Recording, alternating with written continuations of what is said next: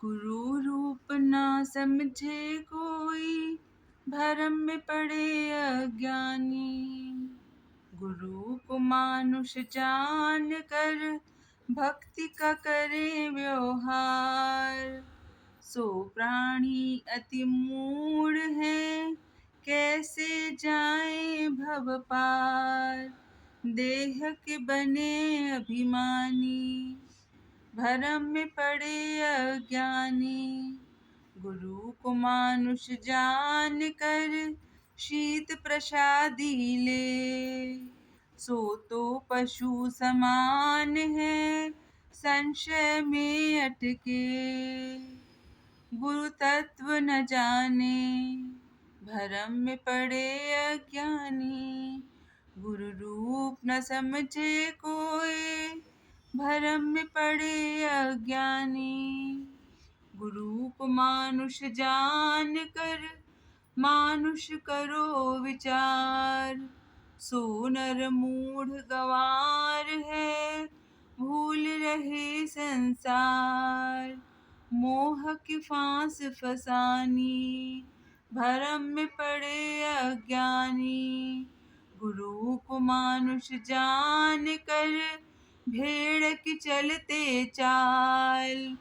वह बंधन को क्यों तजे, व्यापे माया काल। पड़े योनि की खान, भरम में पड़े अज्ञानी। गुरु नाम आदर्श का, गुरु है मन का इष्ट। इष्ट आदर्श को ना लखे, समझो उसे कनिष्ठ। बात बुझे मन मानी, भरम में पड़े अज्ञानी। गुरु भाव घट में रहे, अघट सुघट की खान। जिसे समझ ऐसी नहीं, वह है मूढ़ समान। नहीं गुरु रूप पिछानी, भरम में पड़े अज्ञानी। चेला तो चित्त में रहे, गुरु चित्त के आकाश। अपने में दोनों लखे, वही गुरु का दास। रहे गुरु पद भट ठानी, भरम में पड़े अज्ञानी। सुरत शिष्य गुरु शब्द है, शब्द गुरु का रूप। शब्द गुरु की परख बिन, डूबे भरम के कूप। नर जन्म गवानी, भरम में पड़े अज्ञानी। गुरु ज्ञान का तत्व है, गुरु ज्ञान का सार। गुरु मत गुरु गम लखे, फिर नहीं भव भय भार। कमल जैसी गतिवानी, भरम में पड़े अज्ञानी। राधा स्वामी सतगुरु संत ने, कही बात समझाए। जो नहीं माने वचन को, उरज उरज उलझाए। कौन समझे यह बानी, भरम में पड़े अज्ञानी। गुरु रूप न समझे कोई, भरम में पड़े अज्ञानी। राधा स्वामी।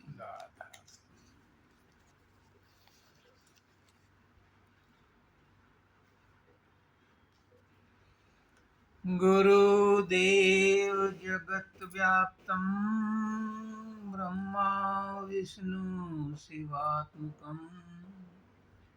गुरु परतरं नहि किंचित्, तस्मै श्री गुरुवे नमः। सर्वे भवन्तु सुखिनः, सर्वे सन्तु निरामयाः, सर्वे भद्राणि पश्यन्तु, मा कश्चित् दुःखभाग् भवेत्। परम तत्वाधार परम पुरुष पुराण धनी मालिक कुल हजूर पुष्पनाथ जी महाराज की पवित्र आत्मा, सभी सत्संगी भाइयों बहनों बच्चों बुजुर्गों माताओं सबको राधा। राधा स्वामी। अभी गरुड़ पुराण में आया कि इतने दिन तक का सूतक होता है। ये सूतक क्या है?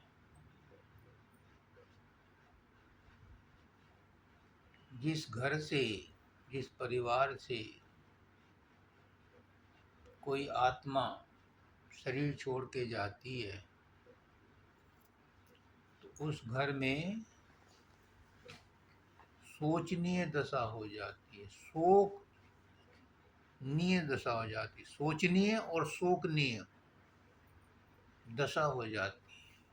अगर वो, इसमें यहाँ भी ये भी आया है कि अगर उसकी सूचना, वो कहीं विदेश में गया है और वहाँ की सूचना हमें मिलती है कि ही इज नो मोर या शी इज नो मोर, और उसकी बॉडी भी नहीं आ सकती, और वहाँ पर तो अपना सिस्टम है कि वो दबा देते हैं या जला देते हैं विदेशों में, तो यहाँ उनका सूतक का प्रबंध कैसे किया जाए? तो वो कहते हैं, अभी इसी में आया था, मैं ध्यान से सुन रहा था, कि जब सूचना मिले तभी एक पूला घास का, फूस का बना करके उसके साथ वही क्रियाक्रम किए जाएं, और उसी दिन से सूतक शुरू होता है, उसी दिन से वही सब कुछ,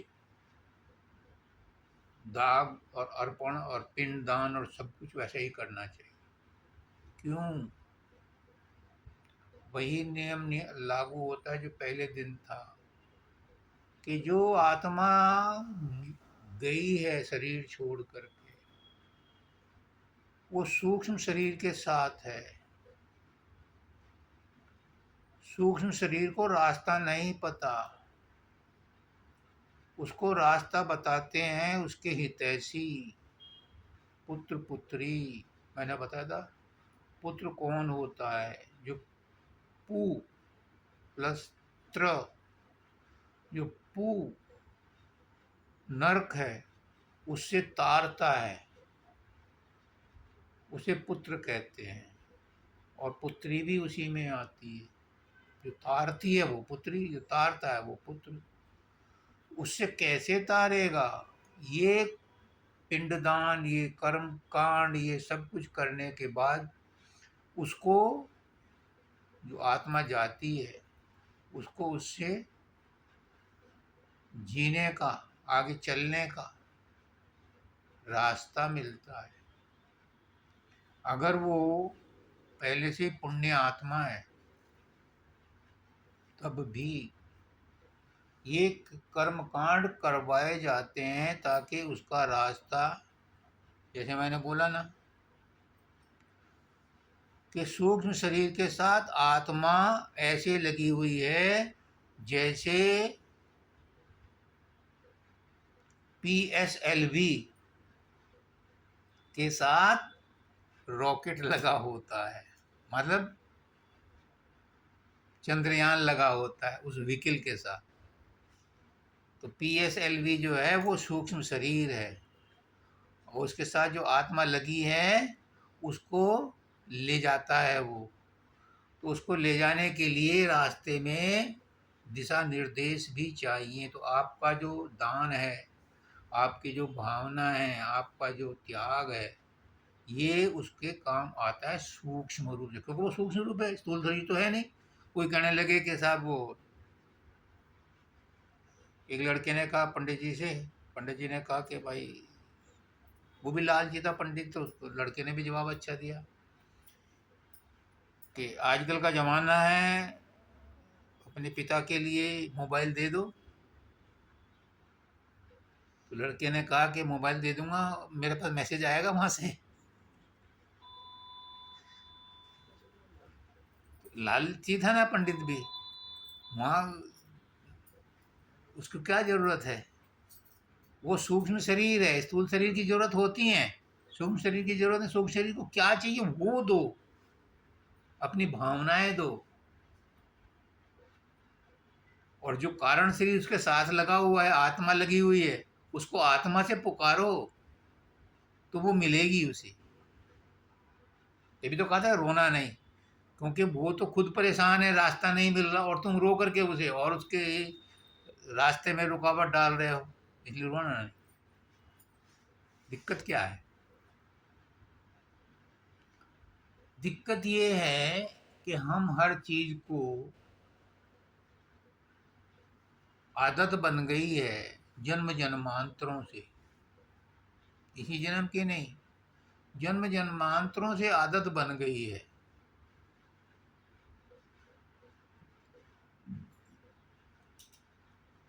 ग्रॉस मैटर के साथ अटैचमेंट की, माध्य के साथ अटैचमेंट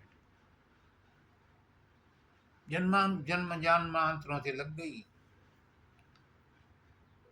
यहाँ पर जब बच्चा होता है, गाय का हो या आदमी का हो, चलो यहाँ पर तो मदद करने वाले हैं।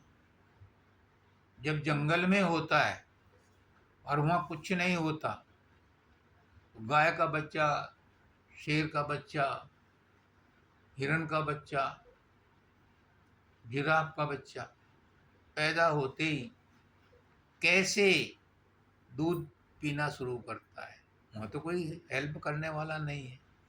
वही बात आती है, जन्म जन्मांतरों से उसे आदत है, उसे याद है, वो भूला हुआ है भले ही, और वो अपने आप उठ करके, माँ उसकी मदद करती है, चाटती है, उसे शक्ति देती है, लेकिन वो उठ करके थनों में दूध पीना शुरू कर देता है। क्यों? उसे जन्म जन्मांतरों का अनुभव है। आज हम कहते हैं मुझे ये चाहिए, मुझे ये नहीं चाहिए,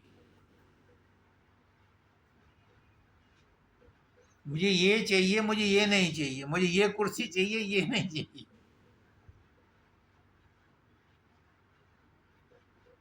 क्यों भाई? तेरे चाहने न चाहने से संसार चल रहा है।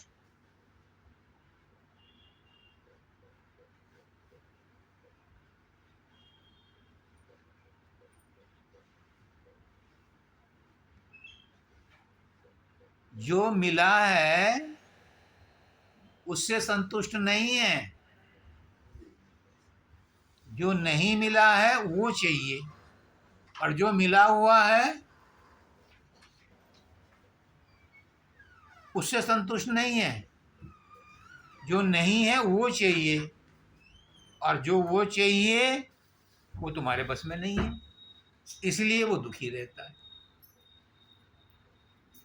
प्राप्त करने की आपकी सीमा है। आप जो चाहो मैं प्राप्त कर लूं जरूरी नहीं है। जिसके पास वो चीज है, अगर वो देने को राजी होगा तो आपको मिलेगी। वो कहता है तो बिका हुआ ही नहीं, मैं बेचता ही नहीं, तो आपकी परेशानी तो बढ़ गई, क्योंकि आपको तो वो चाहिए और वो देना नहीं चाहता, तो कैसे होगा? गुरु कहता है, इसका सलूशन देता है कि जो प्राप्त है वही पर्याप्त है, उसी में संतुष्ट रहो तो संतुष्टि मिलेगी। तुम चाहो मुझे ये नहीं चाहिए, असंतुष्टि पैदा हो गई, मुझे ये चाहिए, उसने भी असंतुष्टि पैदा कर दी। जो प्राप्त है उसमें कोई संतुष्ट नहीं है, जबकि जो प्राप्त है वही पर्याप्त है, क्योंकि वही आपके प्रारब्ध कर्मों के हिसाब से नाप तोल करके दिया गया है। अब इसकी एक इक्वेशन है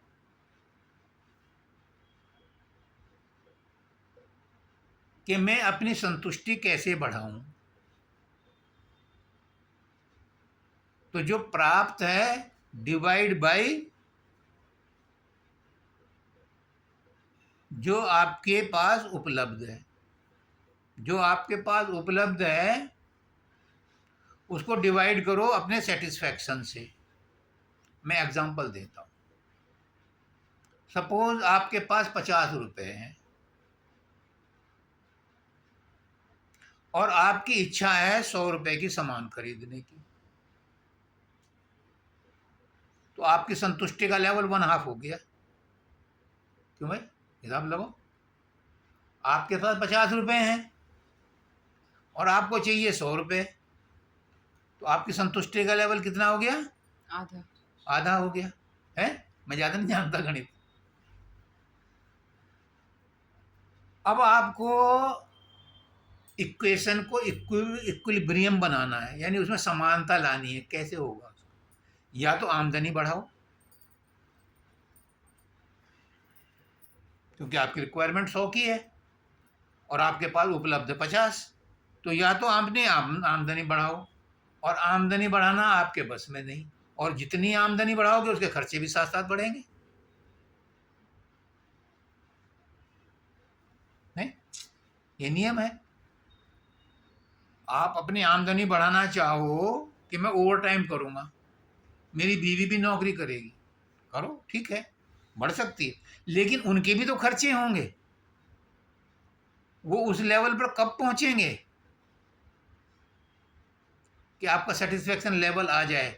और जैसे ही तुम अपने सोर्सेज को बढ़ाओगे, उनके साथ रिक्वायरमेंट और बढ़ेंगी। अब भाई सर्दियों का टाइम आ गया है, तो गर्म कपड़े भी चाहिए। फिर दूसरी बात ये है कि दूर जाना पड़ता है सर्विस के लिए, तो अब स्कूटी भी चाहिए, मोटरसाइकिल भी चाहिए, फिर कार भी। मतलब एक आवश्यकता को पूरी करने के लिए 10 आवश्यकताएं आपकी और बढ़ जाएंगी, तो सेटिस्फेक्शन लेवल तो समानता में ना आया।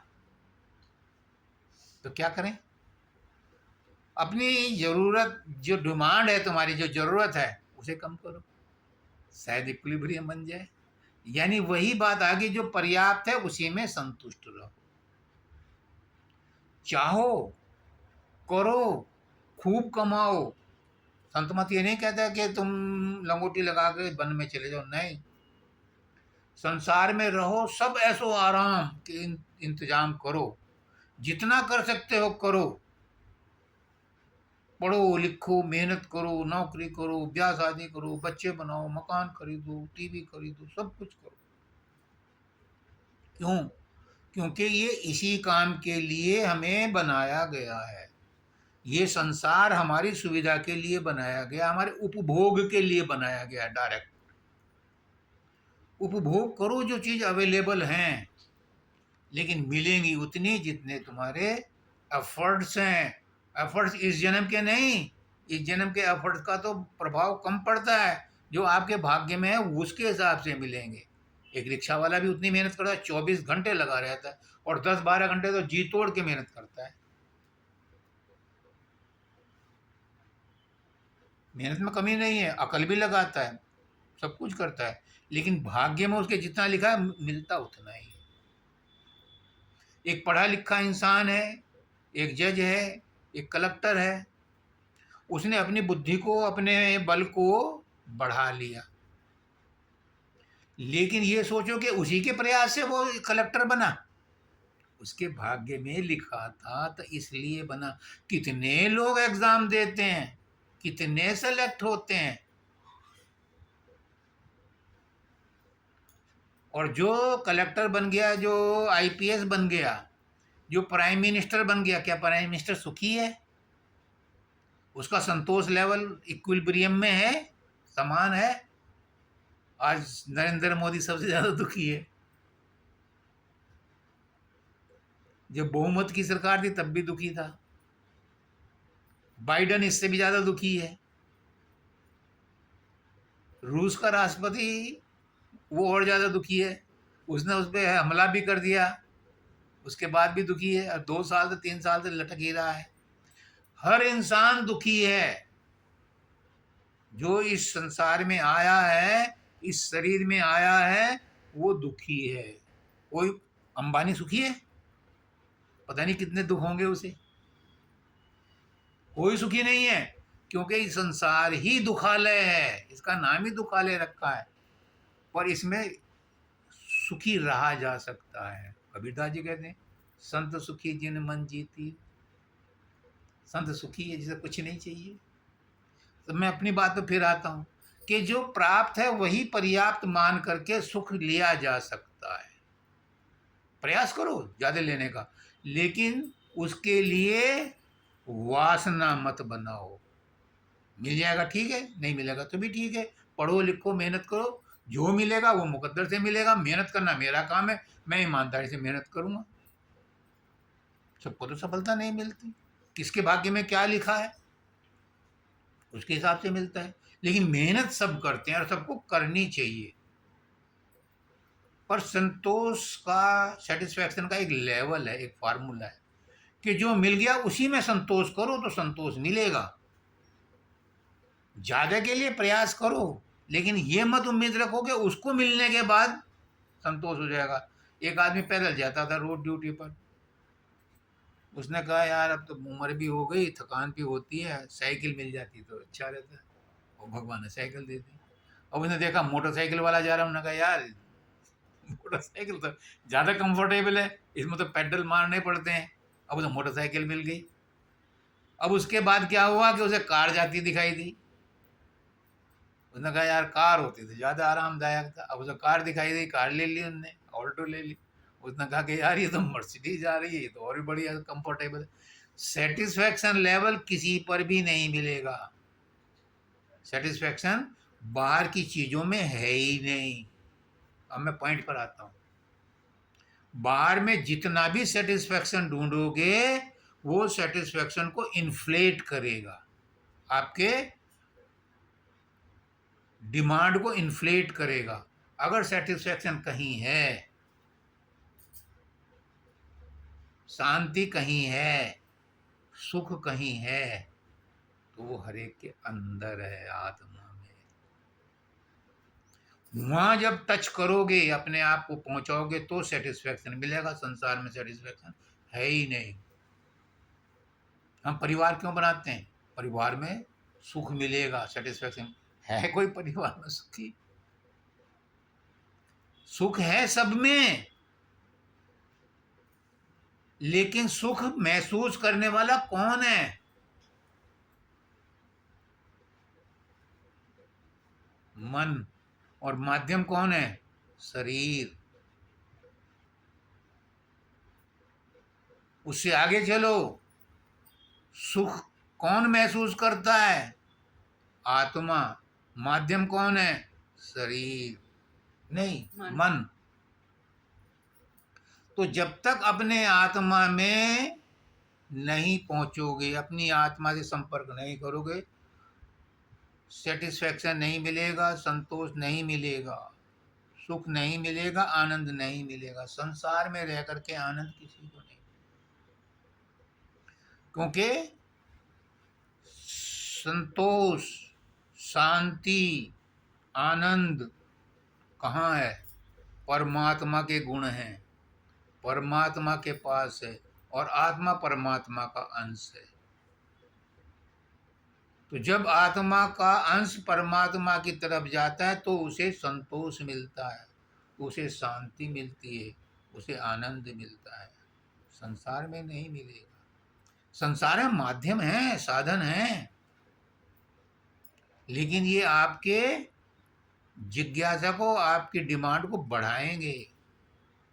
और यही आज सबके साथ हो रहा है। हर आदमी 24 घंटे इसी धुन में रहता है कि मुझे संतुष्टि मिले, मैं सेटिस्फाई हो जाऊं। बार बार नौकरी बदलता है।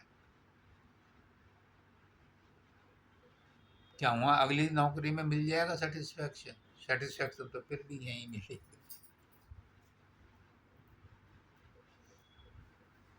तो ये ज्ञान कौन देता है? ये किताबों में, आज जयश्री का फोन आया कि मैं जितना किताबों में पढ़ती हूँ उतने उलझ जाती हूँ। मैं किताबों का काम ही है।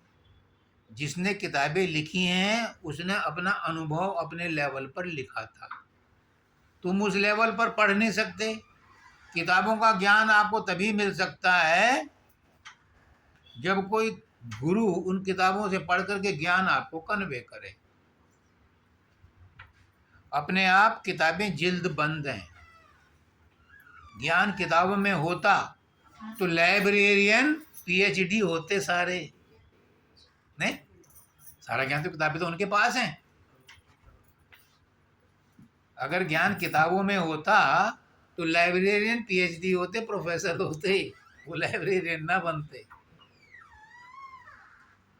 ज्ञान किताबों में नहीं है। किताबों का ज्ञान आपको मिल जाए, इसके लिए कोई प्रोफेसर चाहिए, कोई साधन चाहिए। ये प्रैक्टिकल है, ये कोई थ्योरेटिकल नहीं है, काल्पनिक नहीं है। सबको संतुष्टि चाहिए, सबको सुख चाहिए, सबको शांति चाहिए, क्योंकि हम सुख शांति और आनंद के भंडार से ही आए हैं। परमात्मा सुख शांति आनंद प्रेम का भंडार है, हम वहीं से आए हैं। लेकिन हम अपने आप को भूल गए, अपना नाम पता भूल गए। संसार ने जो, माँ बाप ने जो हमें नाम दे दिया, हम उसी नाम से अपने आप को पहचानते हैं।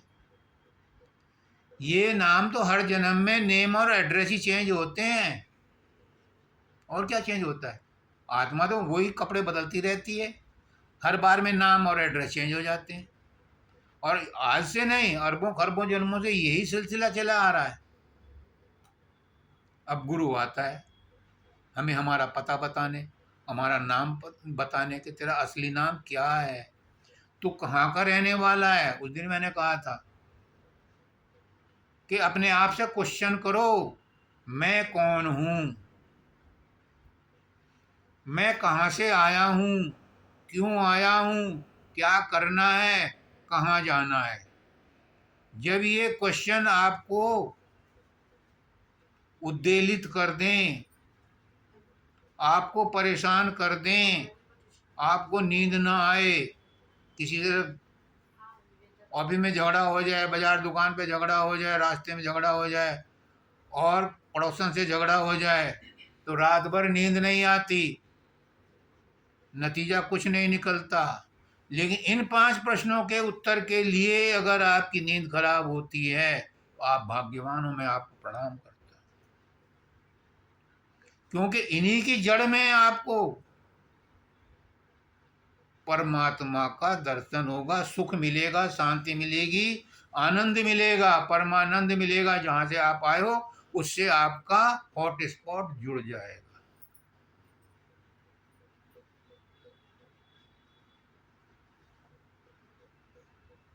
कितनी किताबें, जयश्री का फोन आया था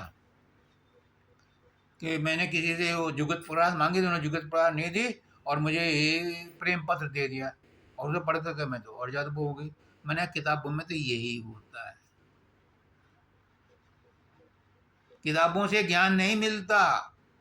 किताबों से ज्ञान मिलता है अगर किताबों को पढ़ करके कोई टीचर स्कूल में क्लास में समझाता है, वो भी किताब पढ़ के समझाता है। लेकिन जब टीचर समझाता है तो समझ में आता है, अपने आप नहीं आता।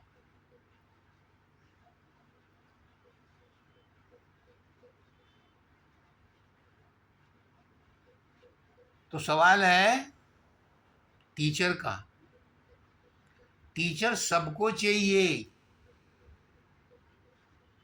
जब से बच्चा पैदा होता है और जब तक राम नाम सत्य होती है, हर जगह हर पग पर उसे टीचर चाहिए। सबसे बड़ी टीचर, सबसे पहली टीचर माँ होती है, फिर बाप होता है। बच्चा जब पैदा होता है तो उसे टीचर चाहिए। रिक्शा चलाने वाले को भी टीचर चाहिए, वो जो उसे सिखाए। एक बार क्या हुआ, हमारे गांव में मेरी बहन की शादी थी, तो भाई साहब ने कहा कि तो ये बर्तन रखे हैं, इनको ले आना गांव में। अब 8-10 किलोमीटर दूर था, बस पर चढ़ा नहीं वो मुझसे शाम के टाइम। तो अगले दिन मैंने रिक्शा किराए पे ले ली कि मैं रिक्शा चला के जाऊंगा, मुझसे ना चली। फिर मेरे साथ जो था वो ले गया चला के, और वो टूट गई रास्ते में, क्योंकि गांव का रास्ता था, सड़क तो नहीं। खैर, हर चीज के लिए टीचर चाहिए। रोटी बनानी है तो भी पहले टीचर चाहिए। आजकल तो गूगल पे देख लेते हैं रेसिपी कैसे बनती है, पर वो भी गूगल भी टीचर है।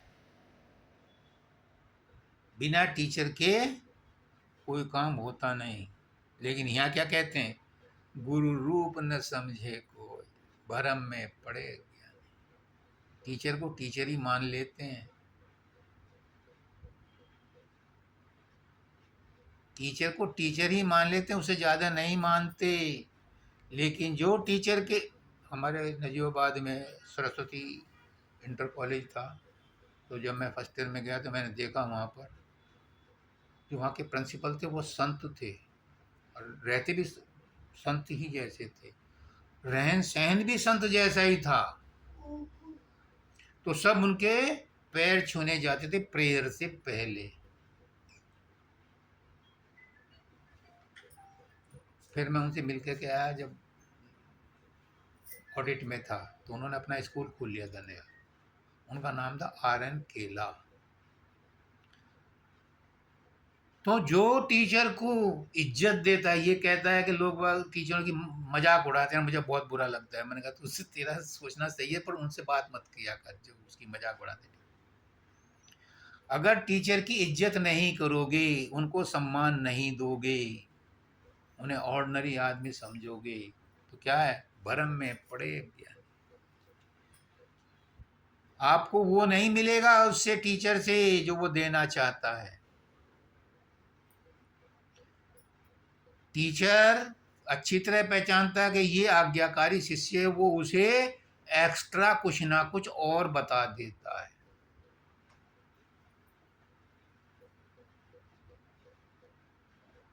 और नहीं तो अपनी भावनाएं, अपना दया, अपनी दृष्टि ऐसी डालता है उस पर, जब किसी की नजर लग करके बच्चा बीमार हो सकता है। सबका तजुर्बा है, हो जाता है।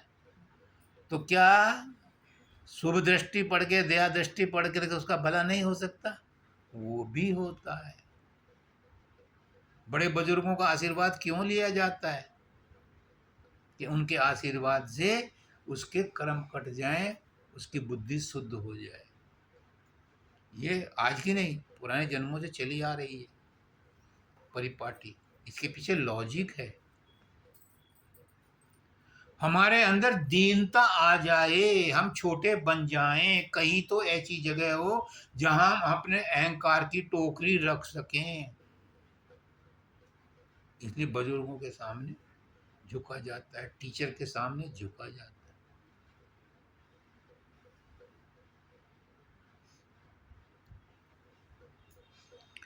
गुरु को मानुष जानकर भक्ति का करें व्यवहार, सो प्राणी अति मूढ़ हैं, कैसे जाएं। गुरु को मनुष्य मत मानो,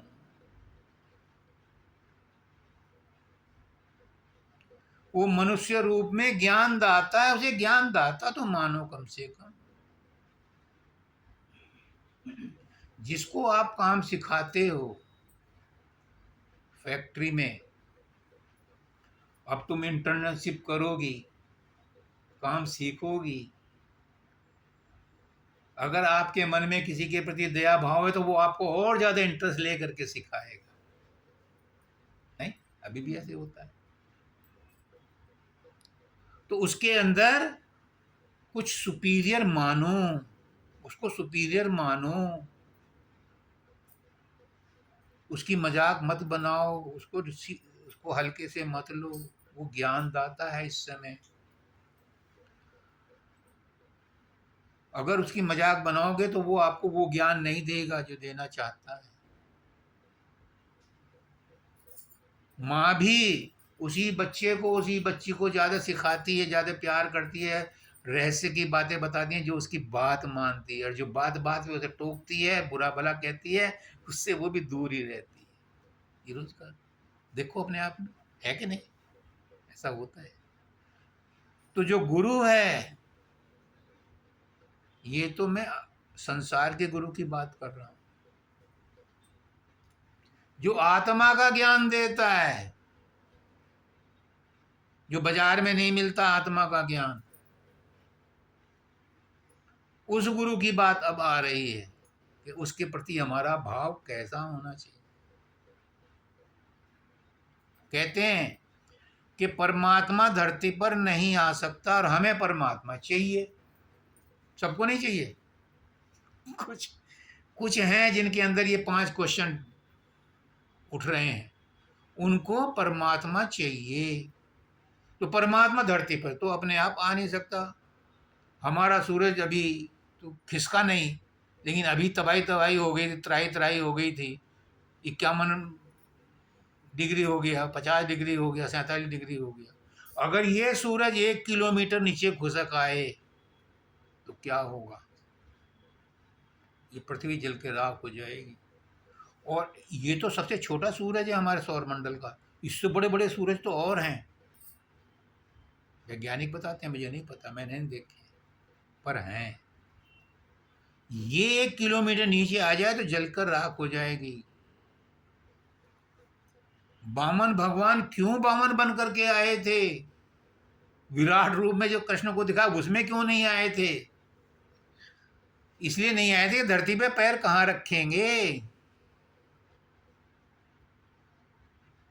जो अर्जुन को रूप दिखाया था वो भी धरती पे खड़ा होकर नहीं दिखाया था, यूं दिखाया था।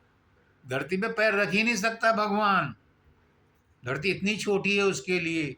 जिसने कोटि कोटि ब्रह्मांड बनाए हैं वो इस धरती पे पैर कैसे रखेगा? लेकिन रखता है, आता है ज्ञान देने के लिए। छोटे रूप में भगवान आता है, गुरु के रूप में, संत के रूप में। उसके अंदर ज्ञान होता है, वो रास्ता बताता है। सब कहते हैं कि सबके अंदर भगवान है, पर मिलता कोई नहीं किसी को।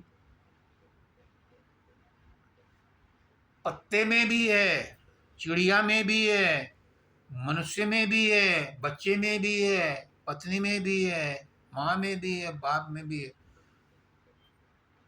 मंदिर में भी है, मूर्ति में भी है, भैंस में भी है, गाय में भी है, सांप में भी है, शेर में भी है।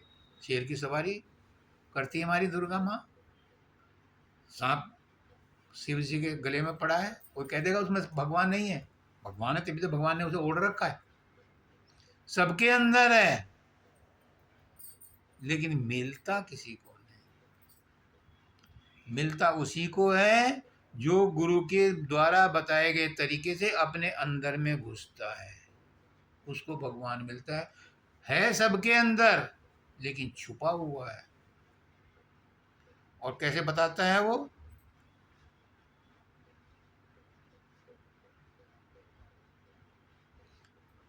वो कहता है कि तेरे और भगवान के बीच में मन आया हुआ है, इस मन को शांत कर ले, इस मन का कवर हटा दे, तो तुझे तेरे अंदर में भगवान के दर्शन हो जाएंगे। जिसे बाहर में किसी ने भगवान के दर्शन हुए हैं वो झूठ बोलता है। जब भगवान का कोई रंग रूप ही नहीं है तो दर्शन काहे के होंगे उसे? हमारे गुरु जी थे, ये अमेरिका गए, इनके साले की बहू ने कहा कि मुझे 15 दिन पहले शिव शंकर के दर्शन हुए। पूछा क्या क्या दर्शन हुए? ये फोटो है, ऐसे ही दर्शन हुए। उसने कहा ये फोटो किसकी है, किसने बनाई है? किसी पेंटर ने बनाई है, मूर्ति किसी ठठेरे ने बनाई है। उसके दर्शन हो गए तो किसके दर्शन हुए? ये कल्पना की बनाई हुई है, ये मन की बनाई हुई है, ये मन के दर्शन हुए। परमात्मा तो कोई रूप है नहीं, नहीं रूप कोई है, सब रूप तेरे, सभी रूप उसके हैं। किस रूप में देखोगे उसे? जिसमें तुम मानना चाहो उसी रूप में वो आ जाता है प्रकट होने के लिए। पर असली रूप क्या है उसका? तो इन्होंने कहा कि जो तूने रूप देखा ये तो मन का बनाया हुआ है। अगर परमात्मा का रूप शिव शंकर ही होता तो कृष्ण वाले बेवकूफ हैं क्या? उनको कैसे कृष्ण के अंदर परमात्मा दिखाई देता है? राम अलग दिखाई देते हैं, जीसस कृष्ण के अलग रूल हैं, जैन अलग हैं, मुसलमान अलग हैं, सबका परमात्मा एक। मैंने एक दिन कह दिया धाम पर कि सब झूठ बोलते हैं। सब ने मुझे बहुत आलोचना की, बहुत बुरा भला कहा, लेकिन मेरे गुरु ने मुझे सपोर्ट किया। मैंने कहा पहले अपने परमात्मा को अपने अंदर में पहचान लो। जब तुम अपनी आत्मा से मिल लोगे तब तुम्हें अधिकार है कहने का कि सबके अंदर परमात्मा है। तुमने अपने अंदर अपने परमात्मा को देखा नहीं और कहते हो कि सबके अंदर परमात्मा है, फिर परमात्मा से नफरत क्यों करते हो? बच्चे को चांटा क्यों मारते हो? परमात्मा को चांटा मार के परमात्मा को प्रसन्न कर लोगे?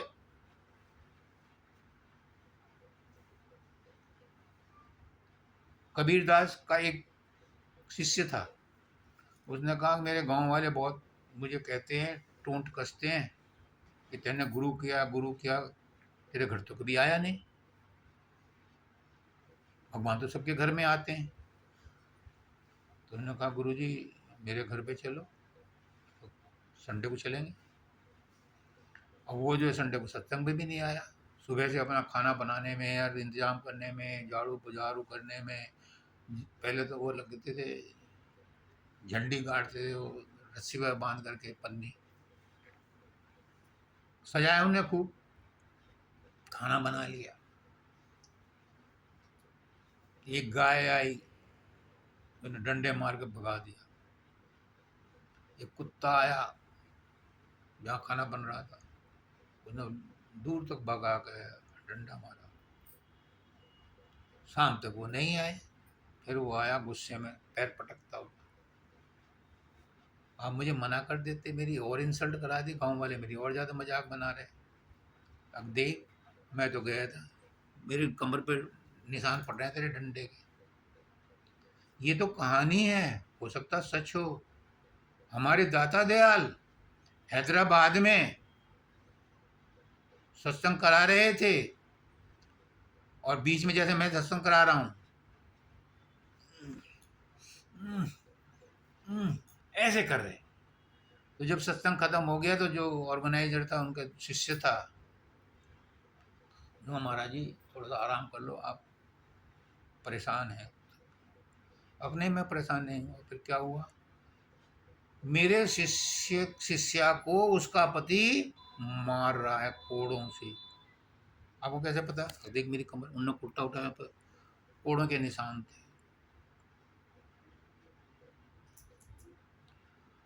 परमात्मा सबके अंदर वही कह सकता है कि जो दूसरे की संवेदना को महसूस कर सके।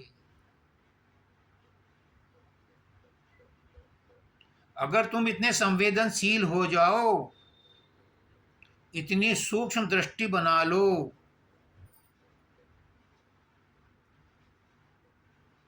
जितना के परमात्मा है, तो तुम 24 घंटे जिधर देखता हूं उधर तू ही तू है, कि हर शय में जलवा मेरा हूँ बहु। तेरी ही है रग रग में रेसा रोमानी, तू ही मैं में मैं है, तू ही तू में तू। हर जगह महसूस करोगे, फिर किसी से नफरत नहीं करोगे, किसी की चुगली नहीं, किसी को बुरा नहीं कहोगे, क्योंकि सबके अंदर तुम्हें परमात्मा नजर आने लगे।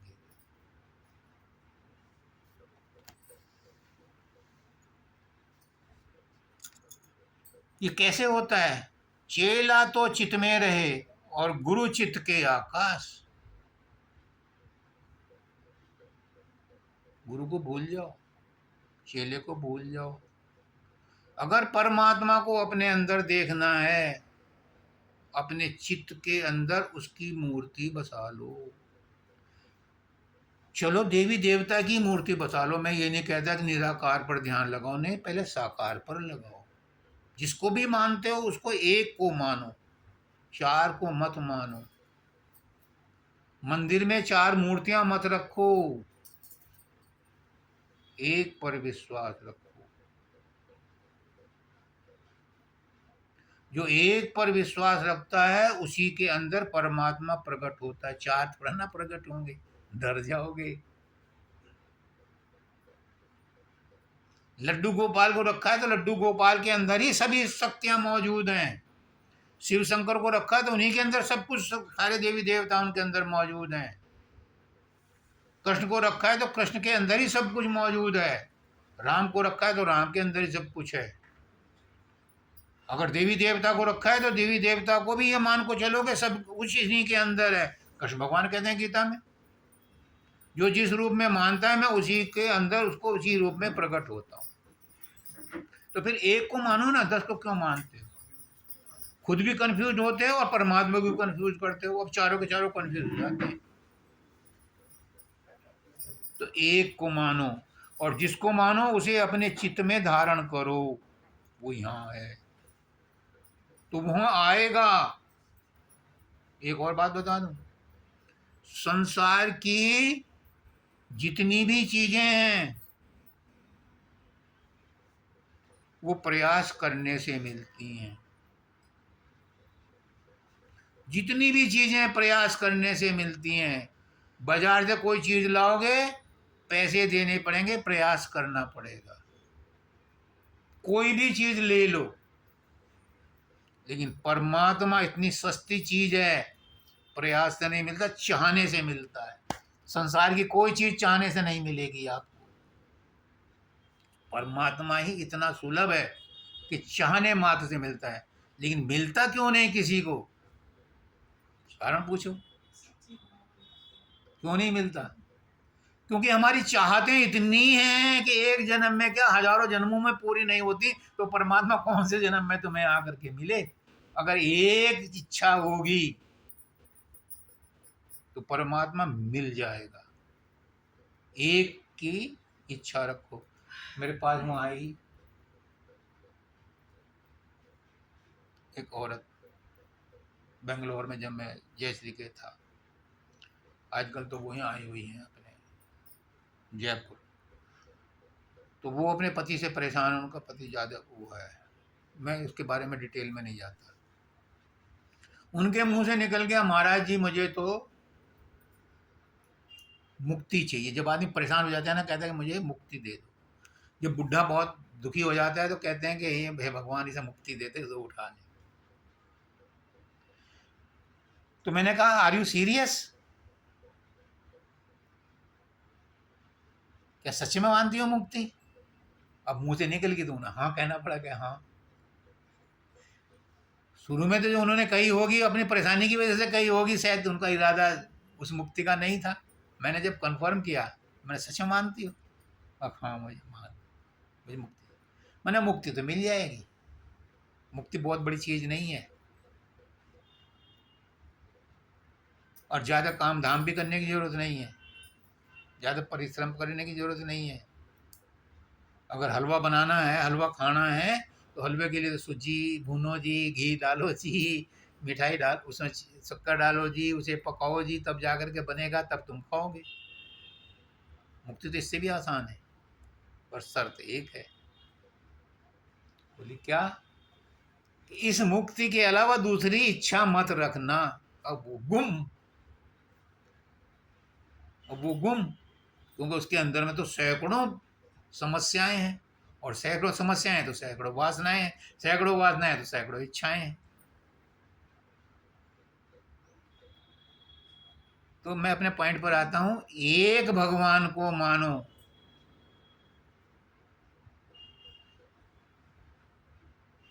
आपने सुना ही होगी कथा, अब मैं उसको रिलेट करता हूं। 4 दोस्त थे, एक मुसलमान था, नाला पार करना था, गंगा पार करनी थी। उन्होंने कहा या अल्लाह, और कूद गया और चला गया पल्ली तरफ। सिख था, उसने कहा वाहे गुरु, और कूद गया और चला गया पल्ली। क्रिश्चियन था, उसने कहा ओ गॉड, कूदा पानी में और चला गया पार। अब हिंदू का नंबर है, पहले हनुमान जी को याद किया, फिर शंकर को भी याद किया, चारों को, पांचों को, जितने की भी उसके घर में मूर्तियां, सभी को याद किया। अल्टीमेटली क्या हुआ? रास्ते में डूब गया। कौन मदद करने आता? एक को मानो। एक ही एक ही साधे सब सधे, सब साधे सब जाए। ये रहीमदास का वो है दुआ।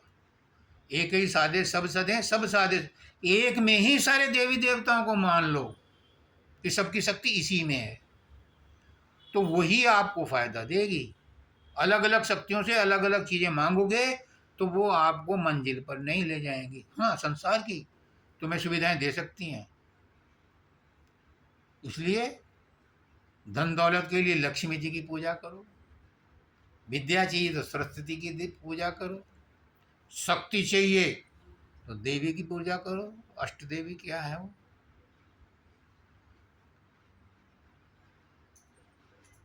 पर परमात्मा चाहिए तो एक की पूजा करो या किसी की करो, क्योंकि सबके अंदर वही परमात्मा की शक्ति मौजूद है। तो अलग अलग अपने आप को मत।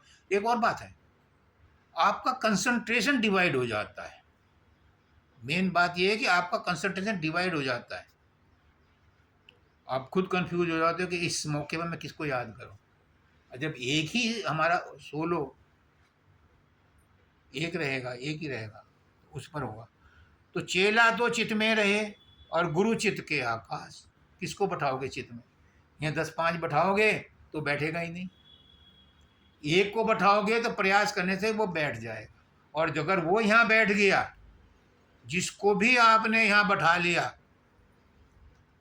एक मोटी सी बात इसको छोड़ो। एक लड़की की मंगनी होती है और वो आजकल तो पहले इंटरव्यू लेते हैं तब जाकर के मंगनी होती है, पहले तो वैसी हो जाती थी कहने सुनने से। जब उसकी अभी शादी भी नहीं हुई और मंगनी हो गई तो अपने मन में वो अपने पति का ध्यान करती है। फोटो डाल करके नहीं चलती, ढिंडोरे पे नहीं पीटती। कुएं से पानी लेने जाती है, 2 घड़ सिर पर होती है, एक बगल में होता है, एक हाथ में होता है, लेकर के आती है, लेकिन पति पर ध्यान लगाया होगा।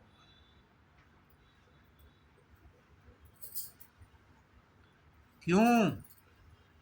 ये मानने से होता है। एक को मानते हैं,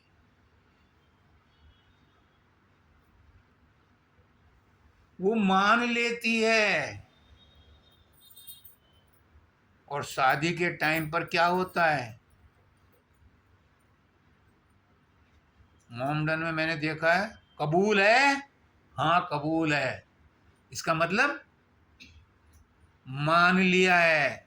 अगर वो कबूल है नहीं बोलेगी तो शादी नहीं करेगा मुल्ला। और हमारे यहाँ क्या है, सप्तदशी, 7 चक्कर काटते हैं। पंडित कहता है पूछो, मैं तुम्हारे बहन को, मैं ये मेरी शर्त स्वीकार है? स्वीकार है। क्या है ये? यही है वो मानना, कि मैं मानती हूँ, मैं मानती हूँ। और अदालत में भी पूछता है रजिस्ट्रार, जब दोनों जाते हैं, तीसरा एक आदमी और होता है विटनेस, उस वहाँ भी यही प्रक्रिया चलती है। हम दोनों स्वेच्छा से शादी कर रहे हैं, मंजूर है? हाँ मंजूर। दोनों से पूछता है रजिस्ट्रार। तो क्या है ये मानना है, एक्सेप्ट करना है। तो गुरु को भी एक्सेप्ट करना है, परमात्मा को भी एक्सेप्ट करना है। करो अंदर में एक्सेप्ट परमात्मा को, मिलेगा। क्यों?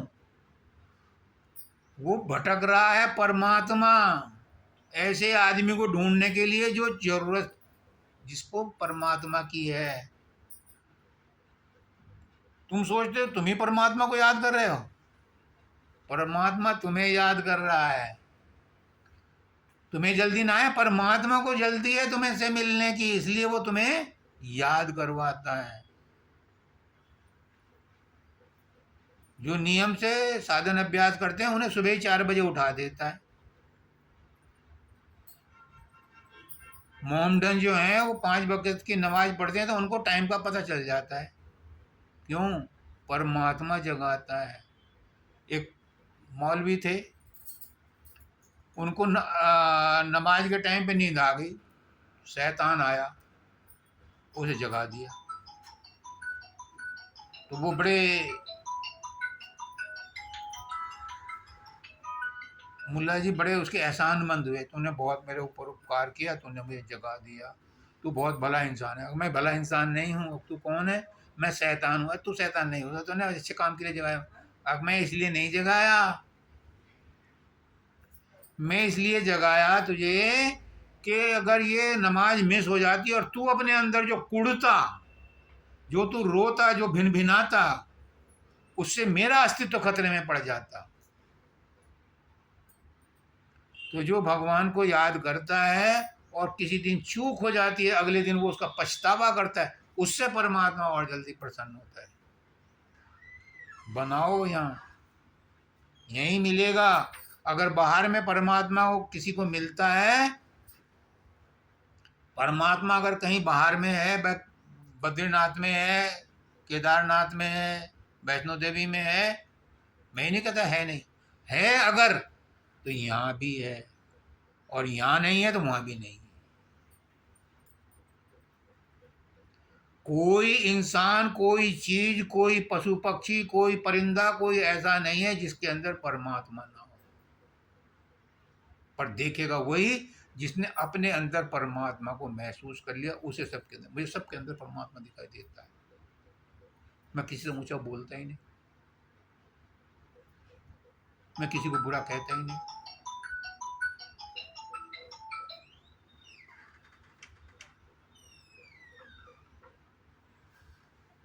अपने में दोनों लखें, गुरु और चेला दोनों अपने अंदर ही हैं। ना तू गुरु है ना तू चेला, तू दोनों दशा से न्यारा है। हद बेहद के परे ठिकाना, तेरा ही सकल पसारा है। ये बाबा फकीर को कहा था उनके गुरु ने।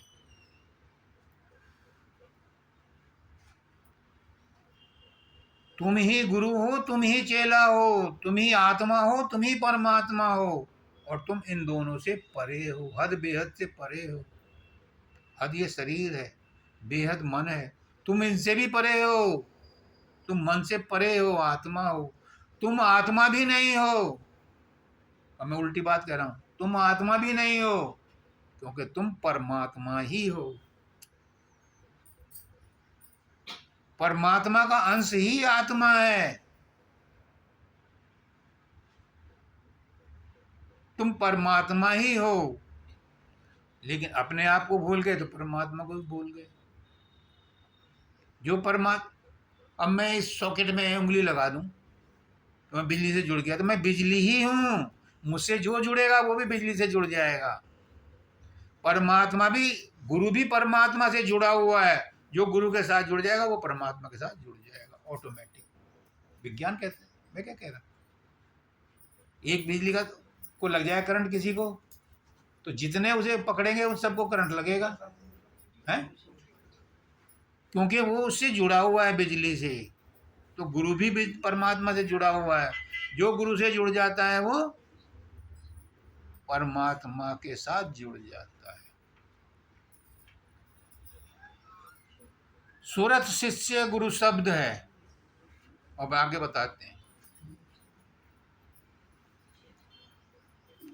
आत्मा शिष्य है और परमात्मा शब्द के रूप में यहाँ रखा हुआ है। आत्मा यहाँ बैठी है, यहाँ से चल के जाती है, यहाँ तो मन का ठेका है।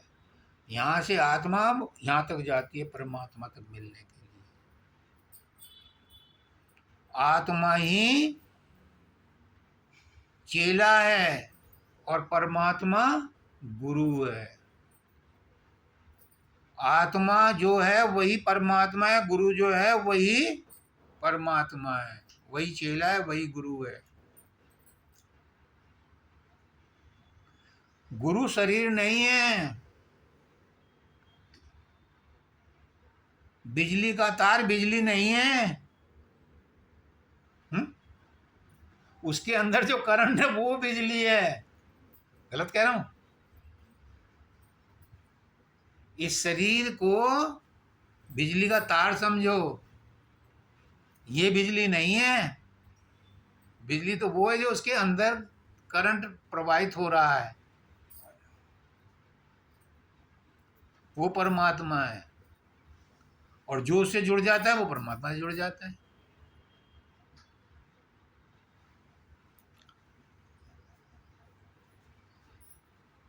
गुरु नाम है ज्ञान का,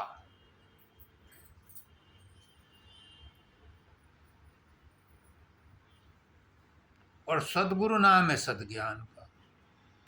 गुरु ज्ञान का रूप है, गुरु ज्ञान का सार। और गुरुमत गुरु गम जो लखे, फिर नहीं भोग है। जो, अब आपको संसार की बात बताता हूँ। ये संसार सब दिखाई देता है सबको, ये शरीर भी दिखाई देता है, संसार के अंदर जो कुछ भी है सब आपको, जहाँ तक भी आपकी नजर जाती है सब दिखाई देता है। लेकिन क्या देखती हैं हमारी आंखें? सोचो। हम जो देखते हैं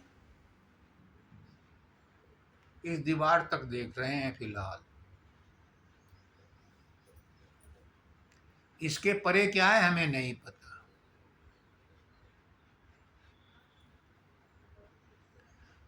जिसको आत्मा का ज्ञान होता है वो दीवार के परे भी देखता है। संसार और शरीर और जो कुछ भी तुम देख रहे हो, ये दो चीजों का मिलाप है, दो अंकों का योग है, परमात्मा और प्रकृति। इसमें से एक को पहचान लो तो दूसरे का पता चल जाएगा।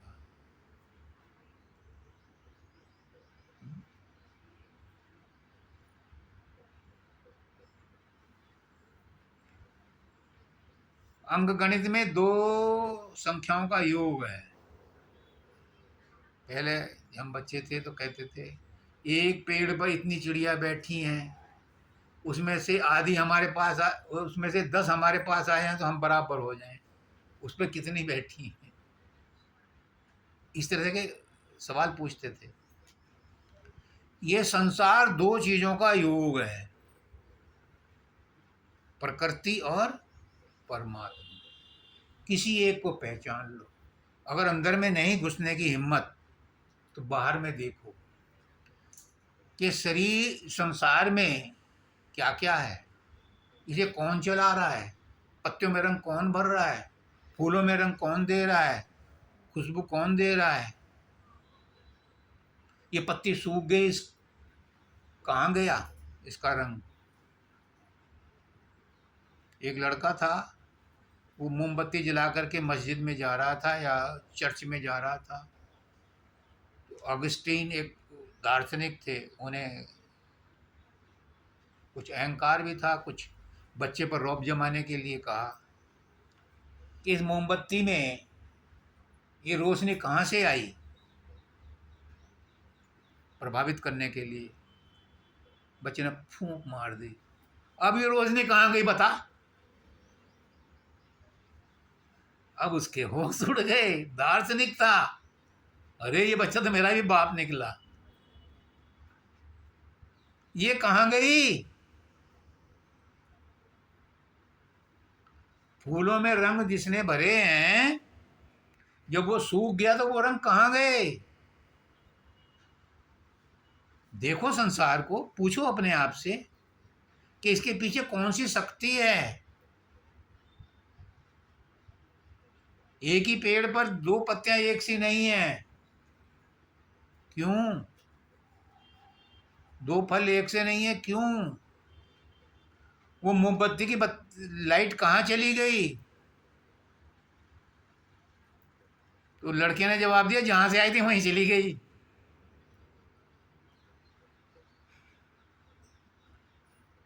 लाइट क्या है, लाइट भी परमात्मा है और मोमबत्ती भी परमात्मा। क्या चीज नहीं है परमात्मा। जब उसने कहा मैं एक से न हूं अनेक हो जाऊं, तो अनेक रूपों में वही बन गया। तो इस संसार में पहचानो कि दो संख्याओं का योग है, एक को पहचान लो कि कौन सी मरणशील है और कौन सी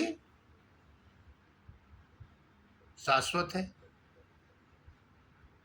और संसार में कहाँ कहाँ तक जाओगे ढूंढने, संसार तो बहुत बड़ा है। इसलिए संत कहते हैं अपने अंदर चलो, अंदर थोड़ा सा आपको एकाग्रता मिल सकती है। अपने अंदर ढूंढो। किसी दिन कराऊंगा ये एक्सरसाइज भी, अंदर में ढूंढने की। गुरु ज्ञान का तत्व है, गुरु तत्व है, ज्ञान तत्व है, परमात्मा तत्व है, प्रेम तत्व है। कुछ मत करो, कुछ मत करो। कल मैंने तो ये परसों यही कहा था, कुछ मत कर, कुछ मत कर, कुछ मत करो, अपने आप से प्रेम करो। और वो भी नहीं होगा, मन नहीं करने देगा, मन बीच में सैकड़ों चीजें उठाएगा।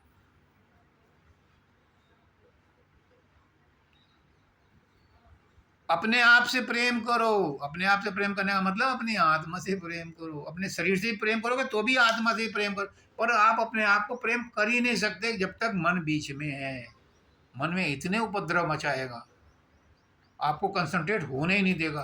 प्रेम वहीं होता है जहाँ कंसंट्रेशन होता है,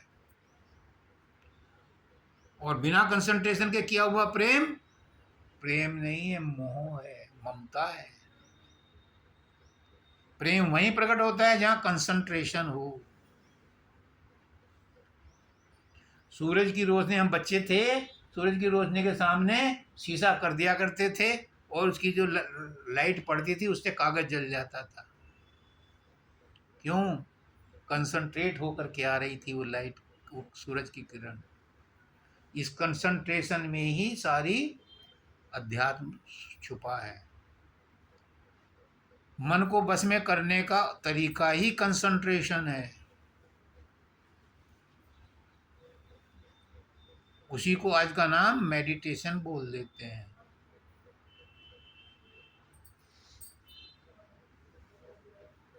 मेडिटेशन में प्रेम शामिल होता है, इसलिए मेडिटेशन वालों को जल्दी सफलता मिलती है। जो खाली कंसंट्रेशन करते हैं वो रूखे रह जाते हैं, उनको सफलता कम मिलती है। गुरु मत गुरु गम लखे, फिर नहीं भव भय भार। या तो अपना कहना, अपना अनुभव कर लो, या गुरु की बात मान लो। जो गुरु की बात मान लेता है फिर वो गुरु ही हो जाता है, वो संत ही हो जाता है, क्योंकि गुरु परमात्मा से जुड़ा हुआ है। अभी मैंने बोला ना, मैं बिजली के साथ में हाथ लगा दूं तो मेरे अंदर बिजली प्रभावित होगी, तुम पकड़ोगे मुझे, तुम भी बिजली से जुड़ जाओगे। मैं अगर परमात्मा से जुड़ा हुआ, तुम मुझसे जुड़ गए तो तुम भी परमात्मा से जुड़ गए। फिर संसार का भय नहीं रहेगा, संसार का डर नहीं रहेगा। पंकज का डर खत्म हो गया था, मैं डर रहा हूँ ऑफिस जाते हुए। क्यों? कैब करनी पड़ेगी, फिर वहाँ से कैब करनी पड़ेगी। छुट्टी ले ले एक दिन की, 2 दिन और मिल जाएंगे, सैटरडे संडे, फिर 4 दिन की हो जाएगी, तेरा आइडिया खत्म हो जाएगा। मेरी छुट्टी जुड़ जाएगी। मैं कैसे जुड़ जाएगी? अगर मैं मंडे को ना गया, मैं मंडे को क्यों ना जाएगा तू?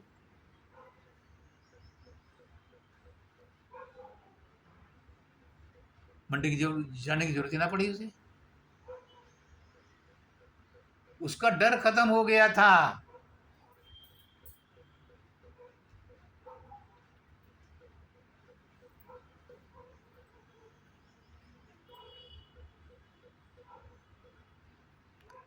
जो नहीं माने वचन को, उरज उरज उड़ जाए।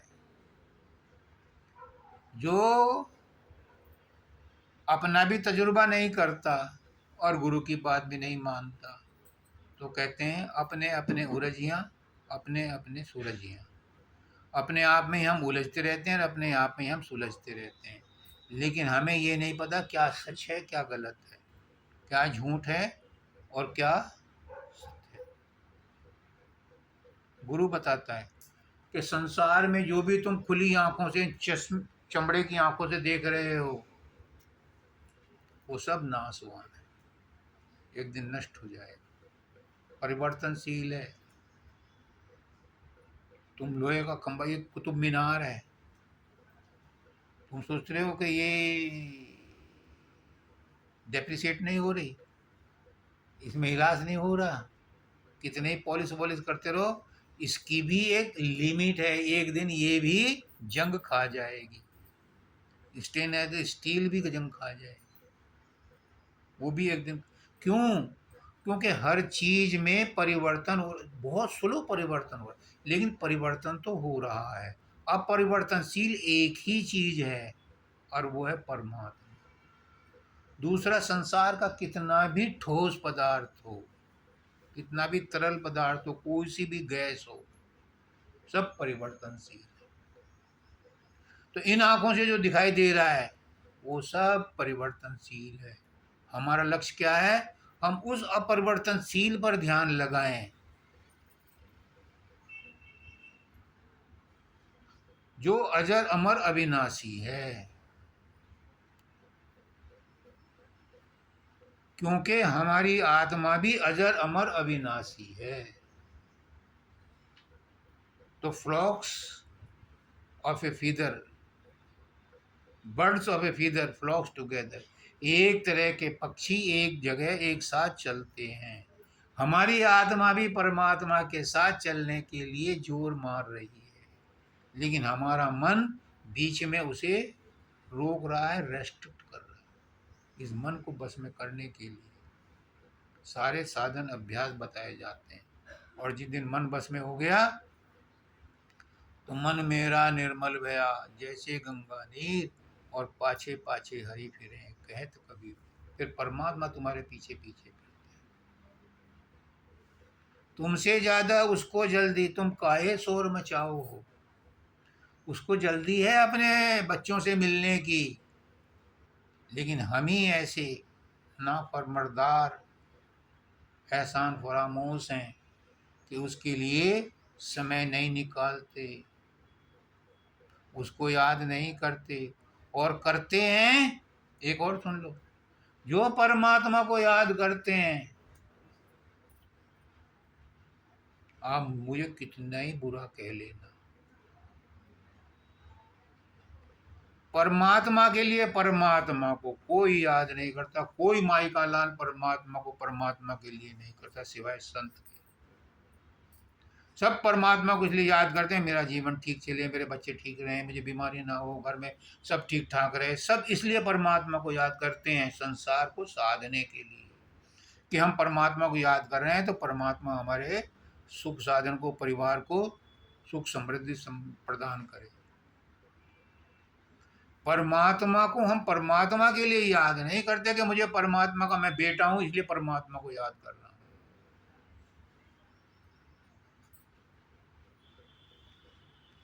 परमात्मा ने मुझे इतना सब कुछ दिया है इसलिए मैं उसका शुक्रिया अदा कर रहा हूं।